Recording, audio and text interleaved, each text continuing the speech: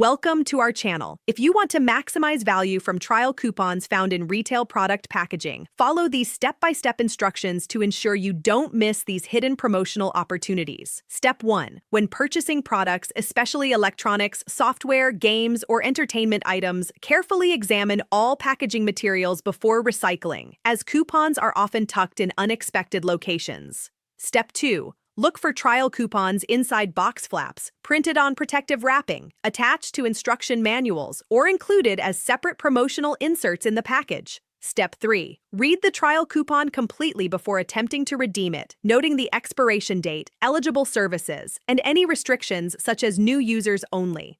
Step 4. Store physical coupons in a designated location like a folder or envelope until you're ready to redeem them, preventing loss or damage to the codes. Step 5.